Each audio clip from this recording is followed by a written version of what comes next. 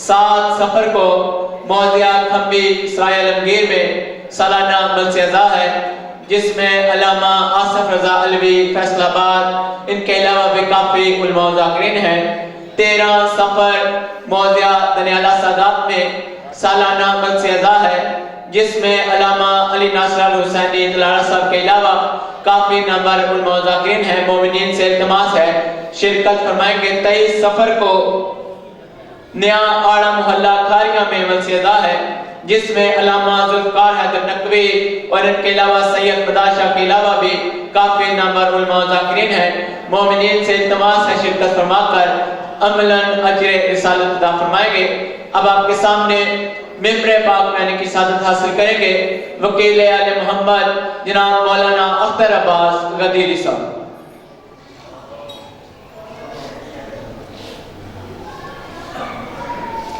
دعائے ظہور برائے حجت الامر علیہ السلام۔ بسم اللہ الرحمن الرحیم۔ اللہم کن لولیک الحجت ابن الحسن علیہ السلام صلواتک وعلی آبائہ فی هذه الساعة وفی کل ساعة من ساعة لیل والنہار ولیا وحافظا وقائدا وناصرا ودلیلا وعینا حتی تسکنہ ارضک طوعا وتمتعہ فیہا طویلا۔ یا رب محمد وآل محمد صلی علی محمد وآل محمد وعزل فرج آل محمد بلندر درود محمد وآل محمد۔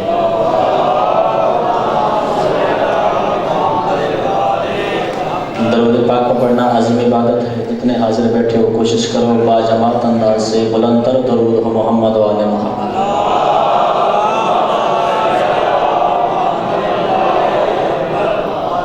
ہماری سانسوں پہ ہمارا حکمران بیٹھا ہے، اس کو حکمران مان کے خلوص نیت سے مجلس اعزا کی قبولیت کے لیے درود بلند آواز سے تلاوت فرمائیں۔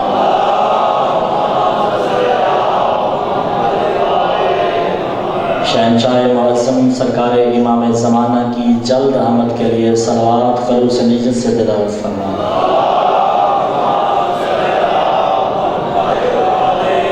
اعوذ باللہ السمیع العلیم من الشیطان اللعین الرجیم۔ بسم اللہ الرحمن الرحیم۔ الحمد لأہلہ والصلاة علی اہلہا واللعنۃ علی اہلہا اما بعد فقال اللہ تبارک و تعالی فی کتابہ الحکیم۔ بسم اللہ الرحمن الرحیم۔ انما امرہ اذا اراد شیئا ان یقول لہ کن فیکون۔ صلوات بلند آواز سے ذکر مظلوم میں پڑھ دیجیے۔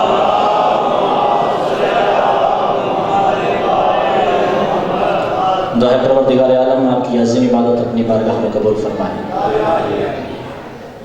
بڑی دور سے سفر کر کے جناب کی زیارتوں کے لیے حاضر ہوا۔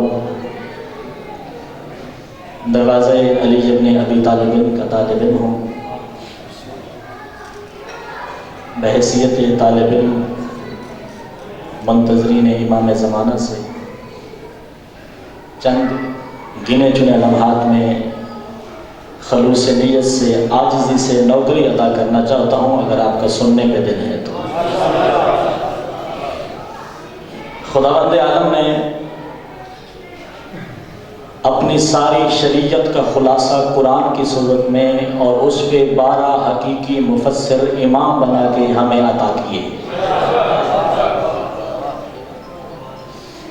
خدا نے جب ہدایت کا دروازہ کھولا تو زمانے کو اعلان کیا کہ ایک طرف قرآن دے رہا ہوں، دوسری طرف امام دے رہا ہوں، اور پھر کائنات کے سب سے سچے مبلغ حضرت محمد نے اعلان کر دیا، دنیا والوں اگر تم حقیقی نجات چاہتے ہو تو قرآن کا دامن بھی تھام لو، میری اہل بیت کا دامن بھی تھام لو۔ جو ان دونوں دامنوں کو تھام کے میرے دروازے پہ حوض کوثر پہ میرے پاس آئے گا، میں محمد اس کا استقبال کروں گا۔ یہ اعلان کیا اللہ نے۔ اب ہمارے پاس کیا ذریعہ ہے نجات کا؟ محمد و آل محمد۔ آؤ قرآن سے پوچھتے ہیں کہ آل محمد کا زمین پہ مقام کیا ہے۔ خدا فرماتا ہے انما امرہ، اس کا امر ہے، اذا اراد شیئا، جب وہ کسی شے کو بنانے کا ارادہ کرتا ہے، ان یقول لہ، وہ اس شے سے کہتا ہے کن، ہو جا، فیکون، وہ ہو جاتی ہے۔ اس سرزمین والوں جو آل محمد کے دربار میں اس نیت سے بیٹھا ہے کہ ہماری سانسوں پہ حکمران بطول کا بیٹا ہمارے افعال و ہمارے اعمال ایمان پہ نگاہ حق رکھے ہوئے ہے. ذرا سر اٹھا کے بیٹے کی بات کا وزن کرنا. میں نے آل محمد کے دروازے پہ لا تعداد سجدے علم کی خیرات حاصل کرنے کے لیے کیے ہیں. اللہ کا ان میں ارادہ چھپا ہوا ہے, اللہ کا اختیار اس کے کون میں چھپا ہوا ہے. اور بارگاہ معصوم میں چلتے ہیں. معصوم فرماتے ہیں کن دو حرفوں سے بنا ہے, ایک کاف ہے ایک نون ہے, ایک کاف ہے ایک نون ہے. جو مجلس میں حاضر بیٹھا ہے جملہ اسی کے لیے ہے. میں آل محمد کے دروازے سے علم کی خیرات مانگ کر جناب تک پہنچانے کی کوشش کرتا ہوں. دو حرفوں سے مل کے کن بنتا ہے. اور علی ابن ابی طالب مسجد کوفہ میں منبر ابیض پہ بیٹھے ہوئے ہیں. میں نے التماس کیا مولا ابھی حرف نہیں بنے تھے, آل محمد موجود تھے, ابھی لفظ نہیں موجود تھے, آل محمد موجود تھے, ابھی زمانہ خلق نہیں ہوا تھا, آل محمد موجود تھے. مولا جب کون نہیں تھا تب اللہ کا اختیار زمین پہ ظاہر کیسے ہوتا تھا؟ معصوم نے فرمایا ان الامر بین القاف والنون, فرمایا جب حرف نہیں تھے, جب لفظ نہیں تھے, جب زمانہ نہیں تھا, جب یا اللہ تھا یا ہم 14 تھے. ان الامر بین القاف والنون, اللہ کا امر جیسے ظاہر ہوتا تھا اس کے کون کا اظہار کرنے کے لیے میں علی ابن ابی طالب تھا.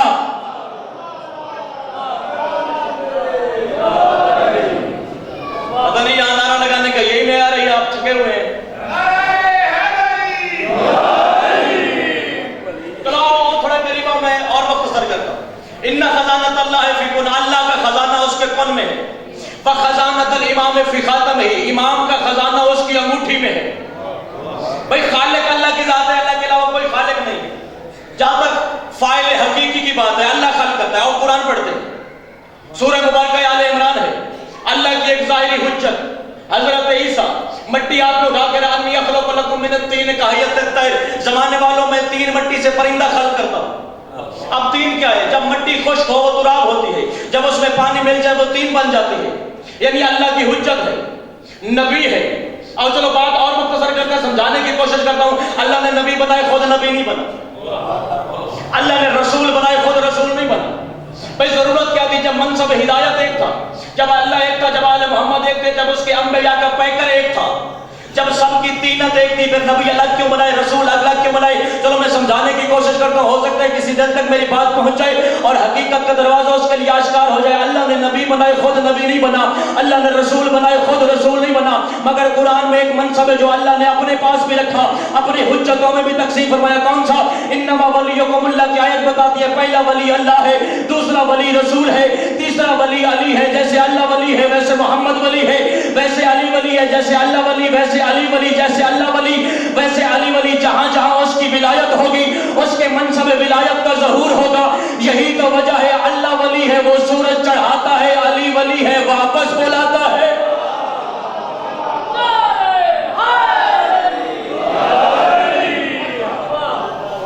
منصب ہدایت اس نے خود بنایا ہمارے لیے. خدا جب سے ہے, ازل سے لے کر ابد تک, نہ اس کی ذات میں حرکت ہے, نہ شکالت ہے, نہ وہ بلند ہو سکتا ہے, نہ وہ کھٹ سکتا ہے. چلو نہج البلاغہ مولا امیر کا فرمان ہے, جس نے اللہ کو محدود کر دیا اس نے خدائیت کا انکار کر دیا. جب وہ بڑا چھوٹا نہیں ہو سکتا اس نے مخلوق کیوں بنائی؟ اس نے آل محمد کو پیکر انسانیت بنا کے زمین پہ کیوں بھیجا؟ چلو اللہ کا کون میں خزانہ چھپا ہے, امام کا اس کی انگوٹھی میں چھپا ہے. آؤ بتانے کی کوشش کرتا ہوں کہ امام جب زمین پہ آتا ہے اس کا طرز تبلیغ و ہدایت کیا ہوتا ہے. چین کا ایک بادشاہ تھا, چین کا, اس کا اکلوتا بیٹا تھا, تقدیر کا پر لگا, وہ مر گیا, وہ مسلمان نہیں تھا. بیٹا مر گیا, اس نے درباری لوگوں کو بلایا, اپنے وزیر سے محبت کی, بیٹی سے اور شادی کی. اس الزام میں باپ نے اس کی بیگم کو بھی قتل کر دیا, اسے بھی قتل کر دیا. اب بیٹا ایک تھا, تخت کا وارث کوئی نہیں تھا. ہفتہ ایک گزرا, باپ کے دل میں بیٹے کی محبت جاگی. ایک بیٹا ایک تھا, جذبات میں آ کے بیٹے کو مار دیا. میرے بعد میرے ممبر کا وارث کون ہوگا؟ درباری لوگوں کو بلایا جو اس کے دن عالم دین رہتے تھے, میرا بیٹا زندہ کر کے دو. وہ کہتے تھے زندہ کرنا خدا کا کام ہے, ہم نہیں کر سکتے. ایک شیعہ بیٹھا تھا تمہاری طرح, اس نے مشورہ دیا, مشورہ میں دیتا ہوں, ماننا ماننا تیری اپنی صلاحیت پہ. کہتا میں زمانے میں ایک ایسے خاندان کو جانتا ہوں جو اذن خدا سے مردے زندہ کرنے پہ قادر ہے. چلو بسم اللہ, جو مردے زندہ کرنے پہ قادر ہے. چلو قبلہ آگے زیادہ انتظار نہیں کرواتا, بات اور مختصر کرتا ہوں, آپ کے قریب آنے کی کوشش کرتا ہوں. اس نے کہا اچھا وہ رہتے کہاں ہیں؟ فرمایا وہ مدینے میں رہتے ہیں. کریمہ ماں کا بیٹا ہے، کریم کا بیٹا ہے. باپ بھی کریم ہے، ماں بھی کریمہ ہے. نام اس کا حسن ہے، باپ کا نام علی ہے، نانا اس کا محمد ہے. اچھا جا، وہ کہتا اگر پیدل جاؤں تو سال کا رستہ ہے، اگر سواری عطا کر دے تو 6 مہینے. کہتا سواری لے جا میرے استقبال سے تیز ترین گھوڑا، اگر 6 مہینے سے تاخیر کر کے آیا میں بادشاہ وقت تو تیری گردن اڑا دوں. یہ نکلا گھوڑا لے کے، ایک دن کا سفر کیا، تھکا گھوڑے سے اترا، مدینے کی طرف منہ کر کے کہتا ہے تو کریم، میں یہ بھی جانتا ہوں میں یہاں کہہ رہا ہوں وہ تو وہاں سن رہا ہے. زیادہ وقت ہے نہیں، تشریف لے آ، تو کریم ہے. اس نے 2 رکعت نماز حاجت شروع کی، 2 رکعت نماز ختم ہوگی، اس نے دعا کے لیے ہاتھ بلند کیا، اللہ اس کریم کو بھیج جو مردے زندہ کرنے پہ قادر ہے، اس کریم کو بھیج جو مردے زندہ کرنے پہ قادر ہے. بندہ زندہ آل محمد کے دربار میں بیٹھا ہو، آل محمد کا ذکر اس کے دل تک پہنچے اور پھر اس کا ہاتھ تائید ذکر معصوم کے لیے بلند نہ ہو، یہ ہو نہیں سکتا. یہ دعا کر رہا تھا، کندھے پہ حسن نے ہاتھ رکھ کے کہا نامان قبول ہو گئی ہے. ہمیں کوئی خلوص نیت سے بلایا ہم آ جاتے ہیں. مولا حسن نے فرمایا کہاں ہے میرا بادشاہ، اس کے دربار تک مجھے لے کے جا. آگے مولا پیچھے یہ اس کے دربار میں آ گئے، سامنے وہ بیٹھا تھا. مولا نے فرمایا میرا مر گیا نا؟ جی مولا دنیا سے چلا گیا. فرمایا زندہ کرنا ہے، واپس چاہیے؟ جی مولا اسی لیے آپ کو تکلیف دی، اسی لیے وسیلہ ڈھونڈا آپ تک پہنچنے کے لیے. یہی تو ہم زمانے کو سمجھاتے ہیں کہ ہمارا وسیلہ آل محمد تک ہے، پھر آل محمد کا وسیلہ خدا تک ہے.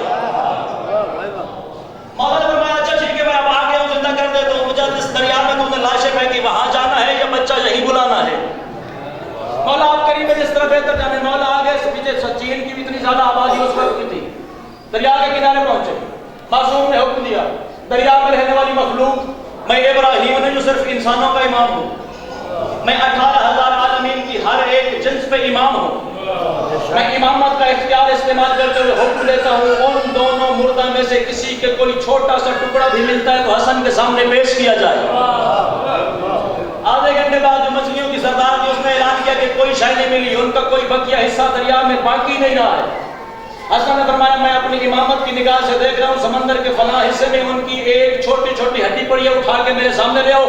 بندہ زندہ آل محمد کے دربار میں بیٹھو، پھر ذکر معصوم کی تائید کے لیے ہاتھ بلند ہو، یہ میں نے سیکھا ہی نہیں ہے. دونوں کی ایک چھوٹی چھوٹی انگلی مولا کے ہاتھوں میں. معصوم نے فرمایا قم باذن اللہ و اذنی، فرمایا میں اللہ کی طرف سے اس کی حجت بن کے علی ابن ابی طالب کا بیٹا بن کے حکم دیتا ہوں اٹھو اللہ کے اذن سے، حسن کے حکم سے.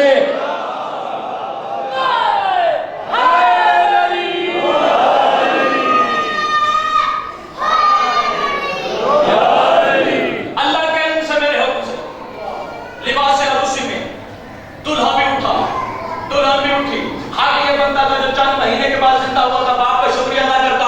وہ تر اس معصوم کا چہرہ دیکھتا ہے جس کا چہرہ محمد جیسا ہے، جس کا ہاتھ محمد جیسے ہیں، جس کا سارا خد و خال محمد جیسے ہیں. باپ غصے سے کہتا ہے اتنی میں نے محنت کی، اس کریم کو مدینے سے بلوایا تاکہ تجھے زندہ کر کے اپنا ممبر آباد کر سکوں. تو اٹھتا جاتا ہے، اس کی طرف دیکھتے جاتا ہے، میرا شکریہ ادا نہیں کرتا. 2 قدم پیچھے آ کے کہتا ہے چین کا بادشاہ ہونا اور بات ہے، آل محمد کو ماننا اور بات ہے. یہی کریم کو تھا جو موت کی ہچکی میں میرے کندھے پہ ہاتھ رکھ کے کہتا تھا بیٹا گھبرانا نہیں، موت کے بعد سمندر سے لاشیں نکال کے زندہ کرنے مدینے سے میں خود آؤں گا.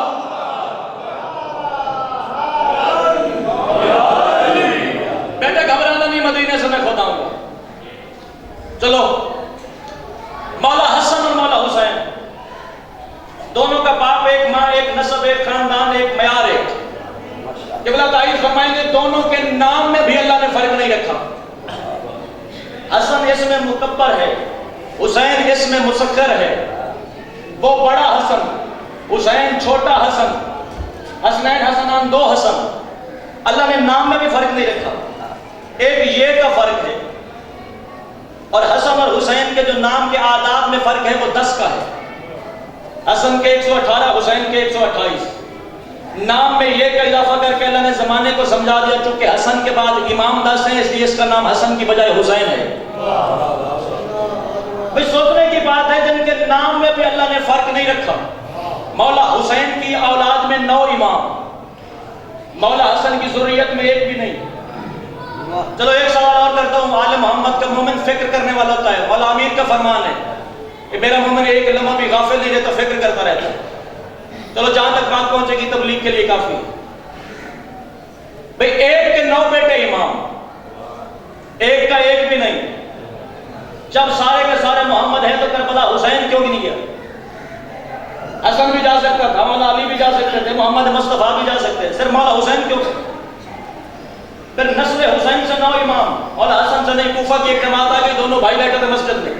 نے کہا حسن تیرے پاس بڑے اختیار ہیں، جیسے اختیار حسین کے پاس ہے ویسے تیرے پاس ہے، مگر تیرے پاس ایک منصب ہے، تو نے علی جیسے بابا کی نماز جنازہ پڑھائی ہے، اس منصب میں تو حسین سے بڑا ہے، مگر ایک منصب حسین کا ایسا ہے جو وہ تجھ حسن سے بھی بڑا. فرمایا کون سا؟ فرمایا حسین کے 9 بیٹے امام ہے، تیرا بیٹا امام کوئی نہیں. مولا حسن چپ کر گئی. مولا حسین کے چہرے کا رنگ متغیر ہوا، معصوم نے کرسی چھوڑی. فرمایا تم کیا کہنا چاہتے ہو کہ میرا بھائی اس منصب میں مجھ سے چھوٹا ہے؟ فرمایا ایسی بات نہیں ہے، میں اور میرے 9 امام بیٹے، ہم 10 امام اس وقت تک اپنا دایاں قدم اٹھا کے بائیں جگہ پہ نہیں رکھتے جب تک ہمارے مولا حسن کا عزم شامل نہ ہو.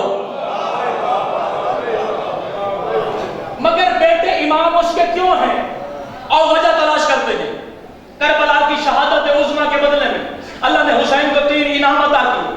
پہلا انعام الشفاء فی تربۃ الحسین، اللہ نے حسین کی مٹی میں شفا رکھی.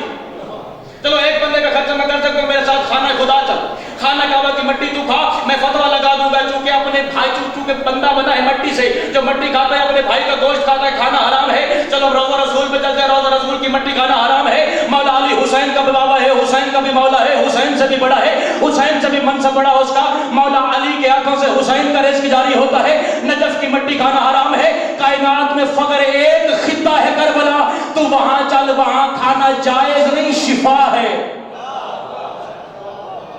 ویسے بھی تمہارے صادق مولا کا فرمان ہے، ہم نے کہا اولادکم بتربۃ حسین علیہ السلام. فرمایا اپنی اولاد کو جب گھر میں بچہ پیدا ہو گڑ چینی کی گھٹی نہ لگاؤ، حسین کی خاک تراب مائے فرات میں ملا کے دو، تمہارا بچہ ساری زندگی امان سے رہے گا. اور وہ دوسری بات فل اجابت ہوتا ہے قبۃ الحسین، شہادت عظمیٰ کے بدلے میں اللہ نے حسین کو جو دوسری چیز عطا کی وہ ہے حسین کی امامت کے قبہ کے نیچے جو بندہ جو دعا مانگے قبول ہوگی. چلو ختم کرتا ہوں. وہ تیسری چیز ہے والامامۃ فی ذریۃ الحسین، شہادت عظمیٰ کے بدلے میں اللہ نے حسین کو جو تیسری چیز عطا کی، حسین کی نسل سے 9 امام بیٹے بنا کے زمانے کو بتا دیا حسین نے کربلا میں آ کے مجھے اللہ کو بچایا، قیامت تک حسین کی نسل میں اللہ نے جاری کر دی. چلو 2 جملے ذکر مصائب کے اپنے قبلہ کو ممبر دو. حسین نے کربلا کیوں سجائی؟ جو منصب خدا کا ازل سے ابد تک ہے وہ وہی ہے، جو حسین کا ہے وہ وہی ہے. حسین کربلا میں اپنی بہنوں کو لے آیا تیری اور میری نجات و شفاعت کے لیے. حسین کو کربلا سجانے کے لیے اکبر کا جگر دینا پڑا، قاسم کے ٹکڑے دینے پڑے، عباس کے بازو دینے پڑے، عالیہ کی چادر دینا پڑی. میدان معاشرہ کا 2 قدم رسول آگے چل کے اپنی بیٹی فاطمہ سے کہیں گے فاطمہ اللہ نے تیرا نام فاطمہ رکھا ہے، تیرے نام کا مطلب ہے اپنے محبوں کو، اپنے عزاداروں کو جہنم کی آگ سے تو چھڑانے والی ہے. کوئی اسباب شفاعت تو لے کے آئی ہے جس بندے تک لفظ پہنچ گیا کسی اور کے پڑھنے کی ضرورت نہیں پڑے گی. جناب سیدہ اپنی چادر کھول کے اپنے بابا کے سامنے رکھے گی. کتاب کا نام مستدرک العوالم ہے، شیخ عبداللہ بہرانی نے جملہ لکھ کے کائنات کے آخر دن تک رونے کے لیے عزاداروں کے لیے سامان مہیا کیا ہے. بطول اپنی چادر کھول کے اپنے بابا کے سامنے کہے گی بابا تیرے شیعوں کی شفاعت کے لیے کیا میرے غازی کے 2 بازو کافی نہیں ہے؟ کتنا امیر ہے وہ بندہ جس نے اب تک ہے نہیں کی. چلو میں 2 جملوں کا اضافہ کرتا ہوں، تیری مصیبت پہ رونے کے لیے سامان ہو جائے گا. رسول نے پھر سوال کیا بطول اگر عباس کے بازو بھی کافی نہ ہو کوئی اور سامان تو دے کے آئی ہے؟ بطول کہے گی بابا میرے دائیں کندھے کی طرف نگاہ کر. رسول نگاہ کرے گا، فرمایا کیا ہے؟ فرمایا حسین کا زخمی قمیض ہے، اس قمیض پہ کہیں اکبر کی جوانی کا زخم ہے، کہیں اصغر کے گلے کا زخم ہے، کہیں عباس کے بازوؤں کا زخم ہے، کہیں میری عالیہ کی چادر کا زخم ہے. رسول پوچھتا ہے کوئی اور بھی سامان شفاعت ہے؟ بطول رو کے کہتی ہے بابا اگر عباس کے بازو میرے حسین کا قمیض بھی کافی نہیں ہے، بابا میرے بائیں کندھے کی طرف نگاہ کر، میرے بائیں کندھے پہ میرے مسموم حسن کا وہ قمیض ہے جس میں 70 تیروں کے نشان ہے. رسول کی چیخیں نکل گئی، رو کے رسول کہتا ہے اگر یہ 3 چیزیں بھی کافی نہ ہو کوئی اور سامان شفاعت تو اپنے حسین کے عزاداروں کے لیے لے کے آئی ہے. بطول رو کے کہے گی بابا اگر عباس کے بازو حسن اور حسین کے قمیض بھی اس قابل نہیں ہے تو بابا میری چھوٹی انگلی کی طرف نگاہ کر، میں تیرے شیعوں کی شفاعت کے لیے حسین کی معصومہ